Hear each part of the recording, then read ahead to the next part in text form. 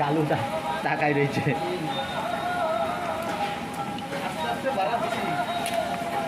এ ওর জামা কাপড়টা কি শীত চলে গেলে আসবে?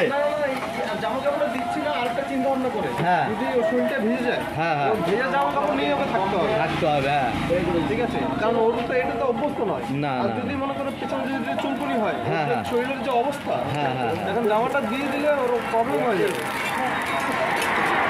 এই কাছাকাছি যদি চলে আসি, হ্যাঁ, হ্যাঁ। জামা কাপড় দেওয়া যাবে, দেখাশোনা করা যাবে। দেখাশোনা করা যাবে। হ্যাঁ কারণ একটা মানুষ যখন ওকে ভালো করতে গিয়ে কোনটা না বিপদ হয়ে যাবে। হ্যাঁ হ্যাঁ জানা যাবে হ্যাঁ, কি হ্যাঁ। কি হতে পারে।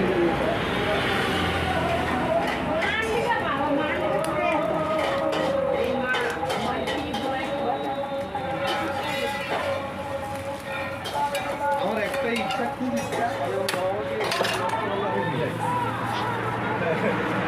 ওদেরকে রেখে আমি চলে যাবো। ভাই আছে, ছোট ভাই আছে।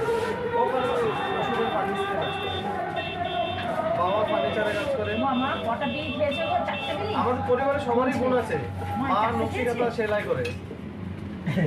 হ্যাঁ, নকশিকাঁথা। হ্যাঁ, বিক্রি করে। 2,500 হ্যাঁ। তারপরে আমার বড়দি আবার সেলাই করে। সবাই হার্ডওয়ার্ক করে।